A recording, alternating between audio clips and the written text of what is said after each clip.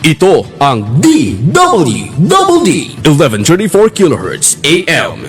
Balita, impormasyon at musika. Ito ang DWWD AFP Radio. Boses ng Kawal Pilipino.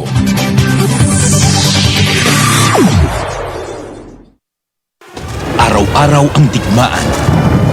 Umaga't gabi sumasabak sa laban. Dapat protektado ka outside at inside. Immune Advance contains 4 active ingredients gaya ng lagundi, malunggay, non-acidic vitamin C at zinc. Tulong pampatibay resistensya para tulong proteksyon. Isama pa ang proper diet at exercise. Para katawan ay handa, Immune Advance helps support a healthy immune system. Immune Advance ang sandata. No approved therapeutic claims. Ang Immune Advance ay hindi gamot at hindi dapat gamiting panggamot sa anumang uri ng sakit. Available in Shopee, Lazada, and other leading drug stores.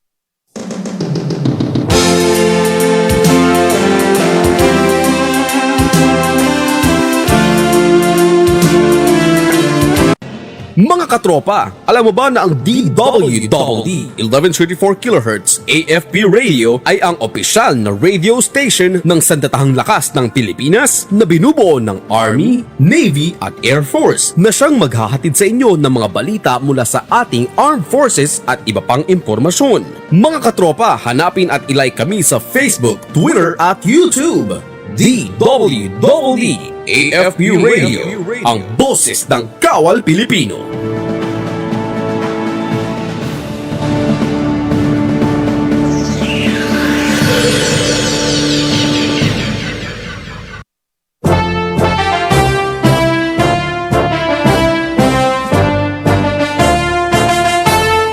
Pag-unlad natin ang ating tungkol, pangkabuhayan dapat isulong. Kababayan kong handang tumulong, ngayon, bukas at habang panahon. Tayo'y magkaisa sa diwa at gawa, laging isa-isip itong ating bansa.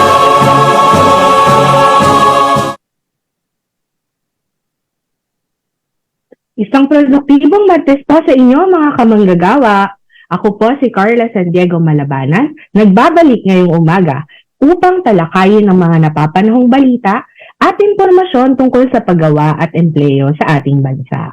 Ayan, magandang Martes po ating mga kamanggagawa na nakikinig via sa kanilang mga radyo via the Armed Forces Radio Channel, DWWD 1134 kHz.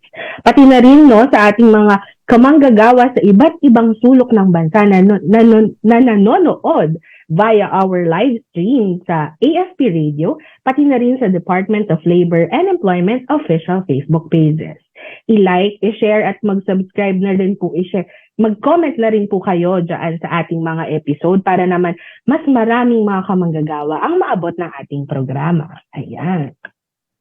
So, kamusta po kayo mga kamanggagawa? Nako, medyo matagal nung huli tayong nagkita, halos sa 2 linggo. Pero kayo naman po ay sinamahan ni Ginoong Team Laderas dito sa ating programa. So, naway nasa mabuti po kayong kalagayan at nananatiling safe and healthy. Yan lang naman po ang gusto natin para sa ating lahat. Ano po? So, unang linggo po ngayon ng Disyembre at talaga namang malapit na ang Pasko. So, natanggap nyo na po ba ang inyong mga Christmas bonus, mga kamanggagawa? Ayan, so nitong nakaraang linggo, pinag-usapan natin yan dito lamang sa Dole sa AFP Radio. At kung na-miss nyo po yung episode na yan, puntahan nyo lang po ang ating Dole Facebook page para mapanood ang replay ng ating episode tungkol sa 13th month pay. Ayan. At syempre po, kapag Disyembre, hindi lang po Kapaskuhan ng inaabangan namin dito sa Dole dahil tuwing Disyembre ay isa pang ipinagdiriwang natin dito sa Dole ay ang anibersaryo ng ating pagkakatatag. Ayan, yan. Sa darating nga pong Huwebes, December 8, ay ipagdiriwang natin ng ika-89 na taon ng pagkakatatag ng Department of Labor and Employment. Ayan. At 89 years na po tayo mga kamanggagawa, 89 na taong nagseserbisyo upang siguruhing may mga disenteng trabaho at oportunidad para sa ating mga kamanggagawang Pilipino. 89 years nyo na po kaming kaagapay sa pagbangon. Ayan, yan po ang ating tema ng ating anniversary celebration ngayong taon. At napakarami po no ng inihanda naming mga programa kaakibat nitong selebrasyong ito. Meron po tayong mga job fairs na ginawa nito pong nagdaang linggo. Meron din pong mga medical missions at marami pang iba. So lahat po ng detalye ng mga programang yan ay matatagpuan po sa aming website at syempre sa Dole Facebook page. Ayan, bisitahin nyo lang po yan mga kamanggagawa. Yes, at isa pa nga po no, sa tinutugunan natin no, mga kamanggagawa ngayong Desyembre ay ang 18-day campaign against violence against women. So, nagsisimula po yan no, nitong November 25 at 18 days po natin yan na kinakampanya. So, alinsunod po sa ating batas, yung nakikisa tayo mga kamanggagawa no, sa kampanyang wakasan na ang anumang uri ng karahasan laban sa mga kababaihan. Ayan. At isa nga po sa hakbangin ng Dole upang itaguyod ang pantay na karapatan ng ating mga kababaihan, no? Pantay na karapatan hindi lang ng kababaihan pero ng lahat ng manggagawa ay ang pagbibigay no ng mga tamang benepisyo para sa ating mga kamanggagawa. At para nga po no sa ating mga kamanggagawang kababaihan, familiar po ba kayo doon sa tinatawag nating VAUC leave o ang Violence Against Women and Children leave?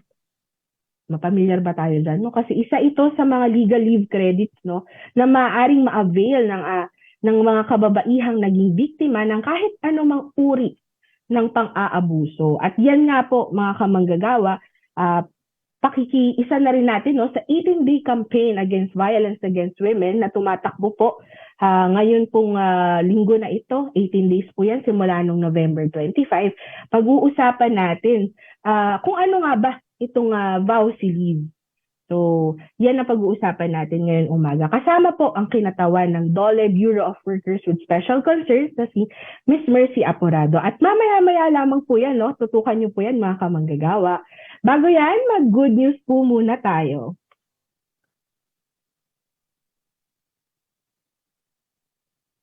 Project Angel 3, maagang pamasko ang handog sa mga child laborers ng Maasin, Sarangani. 30 mga child laborers mula sa iba't ibang barangay sa bayan ng Maasin sa Sarangani Province ang tumanggap ng mga regalo mula sa Project Angel 3 ng Dole Regional Office 12. Ito ay sa ilalim ng Child Labor Prevention and Elimination Program kamakailan. Kasama si Dole Sarangani Field Office Head Sheila Marie Dumalay, Vice Mayor Visitasyon ng Batak, at Peso Manager Jervic Baque, pinangunahan ni Dole Region 12 Director Raimundo Agravante ang nasabing aktibidad. Ibinahagi din ni RD Agravante ang kanyang mga naging karanasan sa paglaki niya na naging inspirasyon ng mga bata na mag-aral at magsikap ng mabuti upang makamit ang kanilang pangarap.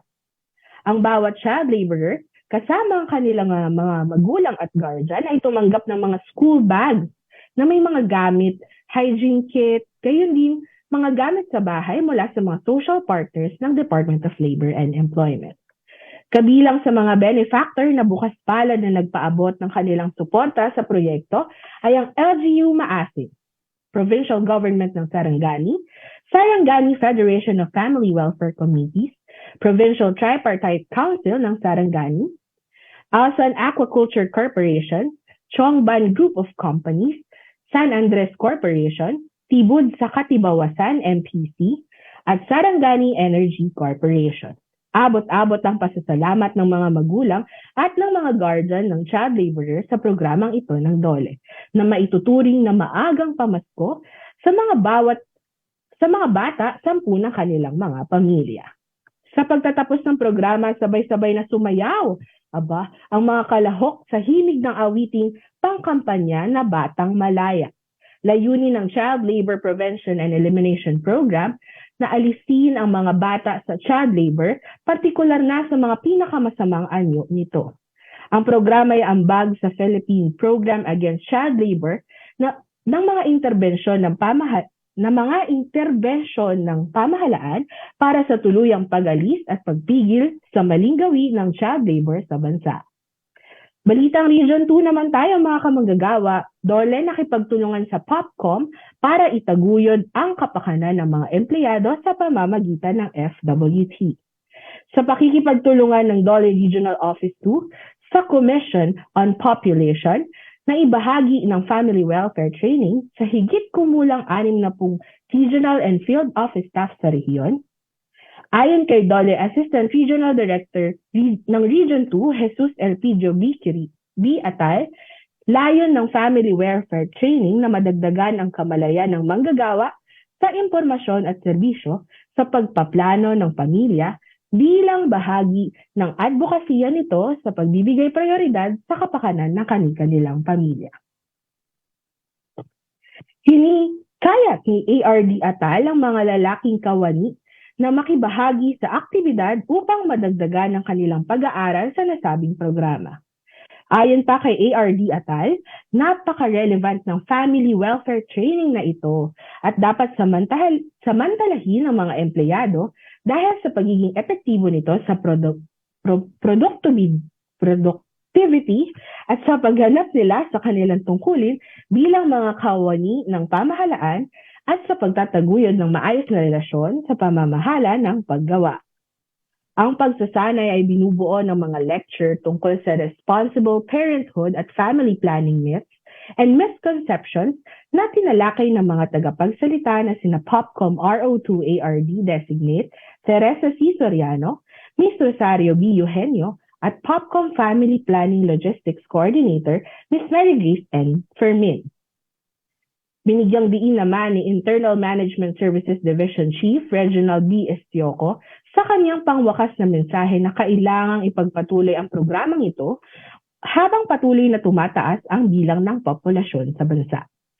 Ayon kay Estioco, masyado nang lumulobo ang populasyon kung kaya't maganda ang pagtutulungan ito ng POPCOM at ng DOLE upang magkaroon pa ng kaalaman ng mga empleyado, gayon din ang mga manggagawa patungkol sa family planning.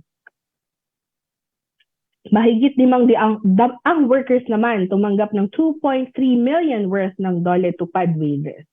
Higit kumulang 500 benepisyaryo sa ilalim ng Department of Labor and Employment Regional Office 10, tulong panghanap buhay sa ating disadvantaged and displaced workers ang binayaran ng mahigit 2.3 million na halaga ng sahod kamakailan.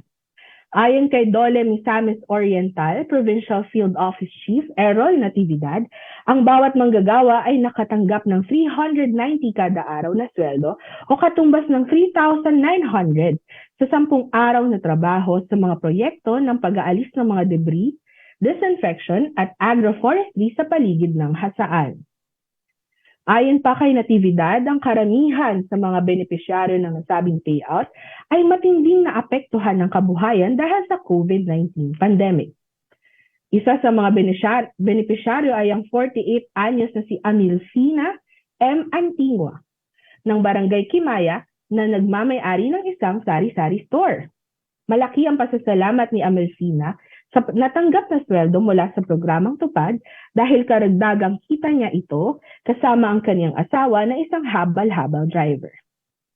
Maibibigay na umano nila ang ilang mahalagang pangangailangan ng kanilang 3 anak na mga estudyante pa lamang.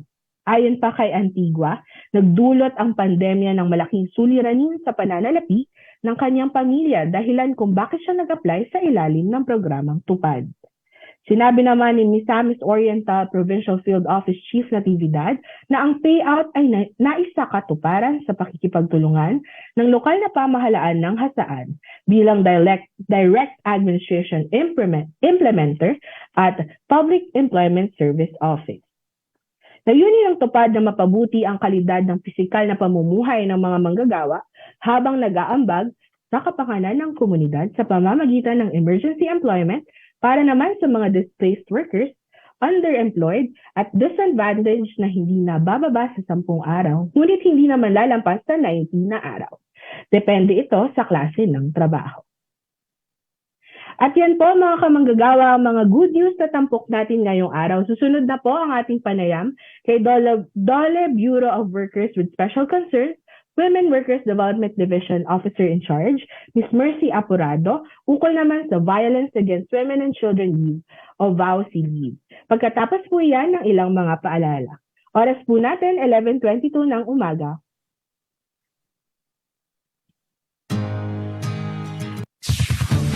Ito ang DWD 1134 kHz AM. Balita, impormasyon at musika. Ito ang DWD AFP Radio. Boses ng Kawal Pilipino.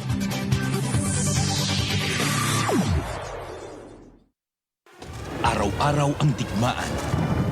Umaga't gabi sumasabak sa laban.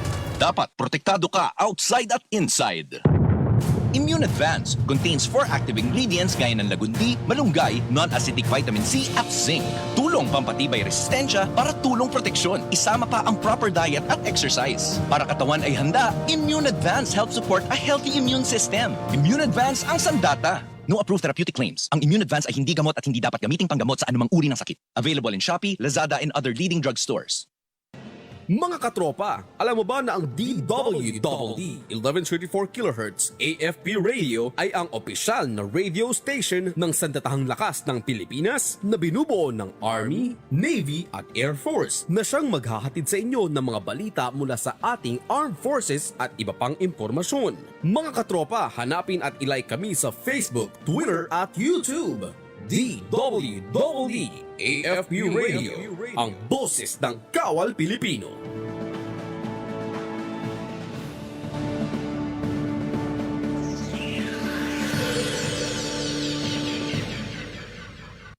Kayo ay nakatutok sa DWD AFP Radio. Kami po ay kasapi ng KBP, Kapisanan ng mga Broadcaster ng Pilipinas.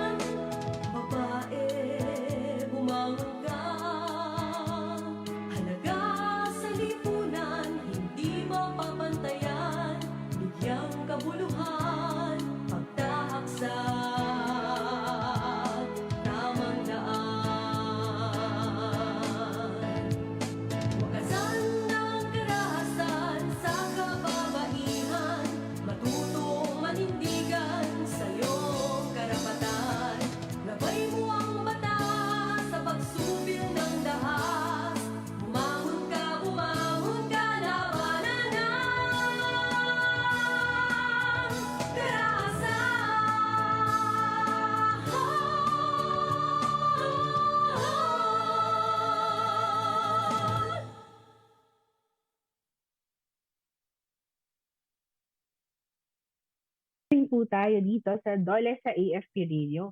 Ang oras po natin, 11:28 a.m. Nakiisa po kamakailan ng Dole sa pambansang panawagang wakasan na ang anumang uri ng pang-aabuso sa kababaihan at kabataan. Kaugnay dyan, pag-uusapan naman natin ngayong tanghali ang isa sa mga benepisyong maaaring ma-avail ng ating mga kamanggagawang kababaihan na naging biktima ng anumang uri ng karahasan. Ito ang tinatawag natin na Violence Against Women and Children Leave o VAWS-LEAVE. Kasama po natin ngayon si Ms. Mercy B. Aporado ng Dole Bureau of Workers with Special Concerns para i-explain sa atin kung ano nga ba ang leave na ito. Magandang tanghali po, Ms. Mercy. Magandang tanghali po, Miss Carla, at sa lahat po na nakikinig sa atin sa panahon ngayon. Yes, ayan. Maraming salamat po no sa pagtanggap po ng Dole BWST sa ating sa imbitasyon po dito natin sa Dole sa AFP Radio na makasama po natin kayo ngayong umaga kasama po ang ating mga kamanggagawa. So Miss Mercy, ngayon po ay pinagdiriwang natin yung 18-day campaign against violence against women. Yan. So nagsimula po ito noong November 25. So, ngayon po, Ms. Mercy, meron pala tayong tinatawag na 10-day VAWS leave. So, ano po ba itong 10-day VAWS leave o Violence Against Women's Leave? At ano rin po ba yung legal na basihan sa pagbibigay nitong special leave benefit na ito? Mercy, go ahead. Yes, Miss Carla. So, ang 10-day VAWS leave ay isang paid leave o bayad na leave para sa ating mga manggagawang babaeng naging biktima ng anumang pang-aabuso at karahasan mula sa kanilang intimate partners. So ito yung mga asawa o dating asawa, nobyo o nobya, live-in partner o dating live-in partner, o yung mga tinatawag na sexual partner. So ang mga araw po na ito ay maaring gamitin ng babaeng manggagawa upang asikasuhin ang kanyang iba't ibang medical at legal concerns. So ang naturang leave po na ito ay batay na rin sa Section 43 ng Republic Act 9262 o yung Anti-Violence Against Women and Their Children Act of 2004 at siyempre ang sa implementing rules and regulations nito. Ayan. So ito po palang VAWS leave na ito, Ma'am Mercy, ay hindi lamang yung mga pang-aabuso na nangyari sa trabaho, Pwede rin po na kung sa bahay, ganyan, dahil pwede po yung pang-aabuso na dulot ng inyong mga nobyo o asawa, po? Tama Okay. po, Miss Carla. So Miss Mercy, ano naman po yung mga uri ng karahasan o pang-aabuso ang maiko-considera natin para makapag-avail naman itong VAWS leave na ito yung ating mga kamanggagawang kababaihan? Yes, Miss Carla, ang isang babaeng manggagawa na naging biktima ng alinman sa mga sunod na uri ng karahasan o pang-aabuso ay pwedeng makapag-avail ng naturang 10-day VAWS leave. So ito yung mga pang-aabusong pisikal, yung mga nakaranas ng pananakit o pangbubugbog, yung pang-aabusong sexual naman, yung mga rape or sexual harassment, at iba pang uri ng pang-aabusong sexual. Meron din yung mga psychological violence, yung mga nagtutulot ng mental or emotional suffering, And then yung economic abuse, so yung pagkontrol sa kaperahan o ari-arian ng mag-asawa o yung kinakasama at iba pang economic abuse. So talagang napaka-importante na pantay natin na kinikilala yung karapatan ng mga kababaihan at kalalakihan. So nakakatuwa rin po na isinama nakasama po dito sa mga uri na maaring uri ng karahasan yung psychological or yung emotional na mga kaso kasi iba rin po yan, hindi lang po physical. Talagang meron din po na verbal ang abuse na nakukuha sa kanilang mga kamag-anak or kanilang mga partners. So, Ms. Mercy, sino naman po yung maaaring maka-avail nitong 10-day leave na ito at paano po ba nila ito ma-avail kung naging biktima po sila ng pang-aabuso? So ang sino mang babaeng manggagawa, ano pa man yung kanyang employment status, basta siya po ay naging biktima ng pang-aabuso at karahasan mula sa kanyang intimate partner, katulad yung nabanggit ko po kanina, ay pwede pong makapag-avail nitong 10-day VAWS leave.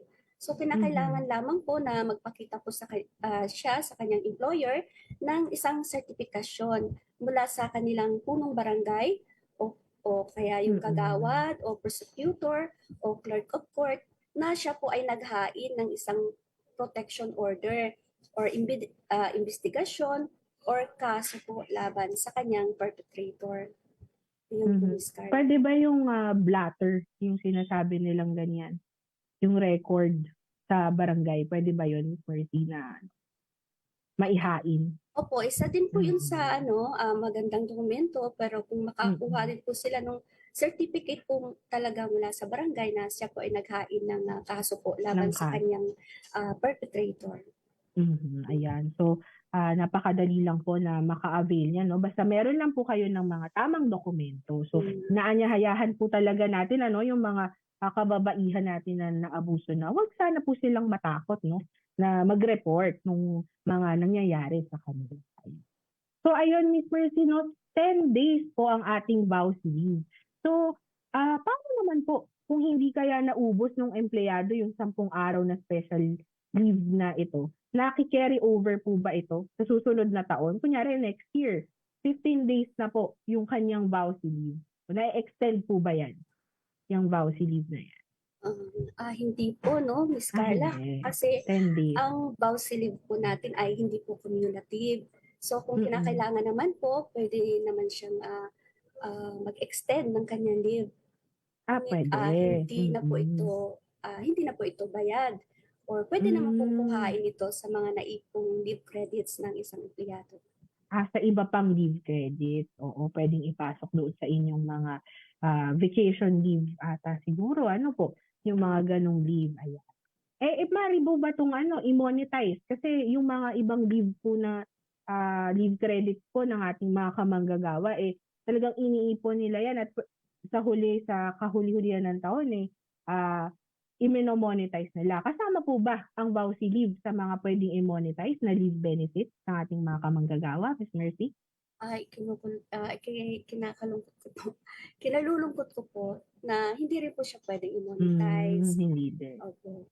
Oo, hindi rin naman natin gusto nga ipunin na, hindi naman din natin gusto na may mag-avail talaga nitong special leave benefit na ito. Pero syempre kung hindi natin maiiwasan na magkaroon ng mga ganong mga uri ng kaso, talagang meron ka iyong 10-day leave, 10-day VAUSI leave na maaaring gamitin para ayusin ang inyong mga sitwasyon. Ayan. So, ito po bang VAUSI leave, Ms. Mercy, ay kabilang na o karagdagan sa mga leave benefits na ibinibigay sa mga kamanggagawa sa pribadong sektor? Ayan.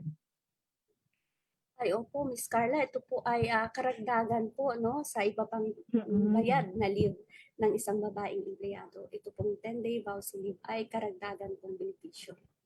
Ito po ba ay required? Ayan. Required po ba ito o yung tipo meron po bang kakaharaping parusa ang employer kapag mapatunayan na hindi sila pumayag na i-avail itong special leave benefit na ito ng kanyang empleyado kung biktima siya ng pang-aabuso? Opo, Miss Carla, required po ito sa mga employer po na dapat po ay payagan nila mag-avail ng naturang leave po ang kanilang empleyado na naging biktima ng pang-abuso sapagkat siya po ay magiging liable ng diskriminasyon at paglabag po dun sa RA 9262 at sa mga angkop po ng mga provision ng labor code. Meron po ba tayo, Miss Mercy, na ginagawa sa DOLE? Particular na po sa ating bureau, sa Bureau of Workers with Special Concerns na tumitingin po sa mga ganitong kaso ng mga workers, ng mga concerns na ganito ng workers. Meron po ba tayong ginagawa upang mapalakas naman yung kamalayan ng ating mga employers? Patungkol po dito sa 10-day VAUSI leave. So ito pong itong batas na to, RA 9262 at ang IRR ay nailathala na po sa ating mga dyaryo, no? Kung kaya't inaasahan po na ang lahat ng mga employer ay alam po ang naturang polisiya. Sa DOLE naman po ay minomonitor po ng kagawaran ang pagsunod po ng mga employer sa naturang batas sa pamamagitan po ng ating labor inspection program. So, kabilang po sa mga compliance indicators ng ating labor inspection checklist ay yung pagbibigay po ng VAUSI leave para po sa mga manggagawa na biktima nga po ng pang-aabuso at karahasan. Okay, so maganda no, nakasama siya sa ating mga kamanggagawa, mga employers na nakikinig po no ngayong araw. Kasama siya doon sa ating checklist sa labor inspection. So talagang dapat na kung meron po tayong mga empleyado na biktima, wag naman sana no ng pang-aabuso, ma-avail nila itong special leave benefit na ito. So sa inyo naman pong datos, Miss Mercy, kamusta naman po yung compliance ng mga employers sa Republic Act na ito? Yes, Ms. Carla, maganda po at maayos po ang compliance ng ating mga employers sa batas na ito. Mabuti naman. And then ayon po sa datos po mula sa Labor Inspection Management Information System po ng Bureau of Working Conditions, na itala po ang 100% compliance rate ng ating mga employers sa unang semestre pala. Ito po ay Ng batay taon. sa first semester po nitong taon na ito. Okay. So sana po no, magtuloy-tuloy po 'yan ito. Maggagawa ulit po tayo ng ngayong end of December naman. So sana 100% pa rin ang ating compliance rate. Ayan. So para naman po Miss Mercy, sa mga kamanggagawa natin na biktima ng pang-aabuso o karahasan, saan po kaya sila maaaring maghain ng mga kaso, mga ganyan? So mga babaeng manggagawa po na biktima ng pang-aabuso at karahasan ay maaari pong maghain ng kaso sa mga family courts po, no, sa mga regional trial courts, sapagkat ang family courts po ay may eksklusibong jurisdiction po sa mga kaso nito. So diretso na po sa mga family court. Ayan yung ating mga Yes. kamanggagawa. Ako na sana talaga maraming mga kamanggagawang kababaihan yung nakikinig po no sa atin ngayong tanghali, at malaman kung ano ba itong na meron palang ganitong special leave benefit na ibinibigay para sa mga kamanggagawa nating kababaihan. Ito'y bilang proteksyon na rin nila, no, Miss Mercy, sa kung ano mga pwedeng karahasan na ma-feel nila or ma-experience nila sa kanilang mga lugar paggawa o di kaya naman sa kanilang mga bahay. Ayan. So, Miss Mercy, nasa inyo na po yung pagkakataon para magbigay naman ng mensahe sa ating mga kamanggagawa. Lalong-lalo na at ipinagdiriwang nga po natin ngayon ang 18-day campaign against violence against women and children. Go ahead, Miss Mercy. Yes, Ms. Carla, katulad nga ng inyong nabanggit, no? Atin pong pinagdiriwang tuwing November 25 hanggang December 12 ang 18-day campaign against VAUC or Violence Against Women and Children.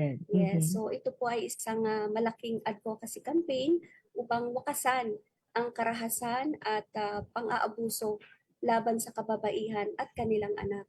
So ngayong taon po ay pinagdiriwang ang 20th anniversary ng naturang advocacy campaign. Kung kaya't po nung November 26 ay nagsagawa po ang DOLE ng United for About Free Philippines Solidarity Walk. So ang ating pong paglakad ay isang malaking simbolismo po ng pagkakaisa ng kagawaran upang wakasan ang pang-aabuso at karahasan laban sa kababaihan at kanilang anak. So, hindi po nagtatapos no sa Solidarity Walk ang pagsugpo po ng VAW. So, ang violence against women ay nag-uugat mula sa gender inequality. At ito po ay matatapos lamang kung sisimulan natin ang tignan ang bawat Pilipino, no, lalaki o babae, ng pantay-pantay. So, sa panahon ngayon, kung ano man ang kayang gawin ng kalalakihan, ay kaya na rin ng kababaihan. So kami po dito sa Bureau of Workers with Special Concerns ay inanyayahan po ang lahat na makiisa upang tuluyan na pong wakasan ang karahasan at pang-aabuso laban sa kababaihan at kanilang anak. So maraming salamat po, Ms. Carla, at magandang tanghali po muli sa inyong lahat. Maraming salamat po, Miss Mercy. Hindi na namin kayo patatagalin pa, at thank you po sa pagbibigay ng time dito sa amin sa DOLE sa AFP Radio. Ayan, and more power po sa inyo dyan sa Dole DWST. Thank you very much po, Miss Mercy. Salamat din po. Ayan. At yan nga mga kamanggagawa, narinig po ninyo ang tinig ni Dole Bureau of Workers with Special Concerns Women Workers Development Division, Officer in Charge, Miss Mercy B. Aporado. So atin pong tinalakay ang violence against women and children leave na maaaring i-avail ng ating mga kamanggagawang kababaihan na nakaranas ng pang-aabuso. Ayan. So para naman po sa ibang mga labor-related concerns o mga tanong o kung may nais kayong malaman o di kaya ireklamo, bukas pa rin ang Dole Hotline 1349 24/7 yan. So i-dial nyo lang po iyan sa inyong mga telepono at maaari din po kayong tumawag sa aming Dole mobile hotline number 0961-595-8439. Ulitin po natin, 0961-595-8439. Lunes hanggang Biyernes, alas 8 ng umaga hanggang alas 5 ng hapon. Maaari din po kayong mag-send ng email sa hotline 1349 at dole.gov.ph o kaya ay mag-direct message sa aming Facebook pages.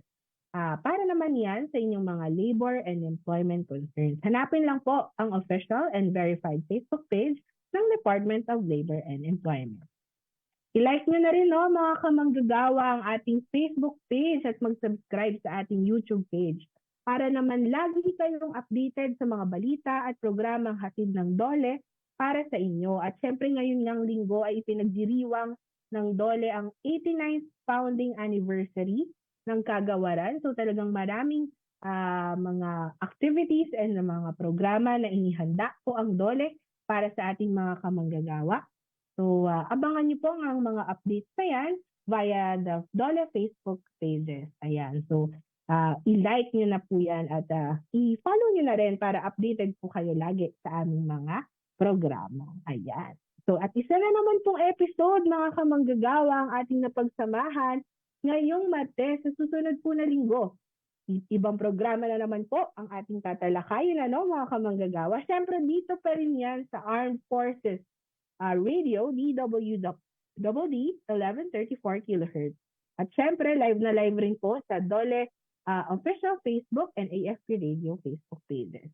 Sa ngalan po ng aking mga kasamahan sa Dole Information and Publication Service at siyempre sa buong Dole na rin na very busy ngayon dahil nga nagpe-prepare at nagsasagawa ng mga iba't ibang programa kaugnay po ng aming anibersaryo ng pagkakatatag. Ako po si Carla San Diego Malabanan at tutok lang po kayo ulit mga kamanggagawa para sa iba pang mga programa at serbisyong hatid ng Dole sa bawat manggagawang Pilipino. Dito lamang yan sa Dole sa AFP Radio. Ang oras po natin, 11:46 a.m.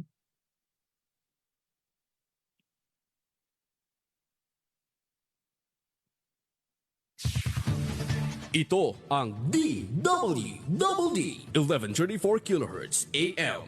Balita, impormasyon at musika. Ito ang DWDD AFP Radio. Boses ng Kawal Pilipino.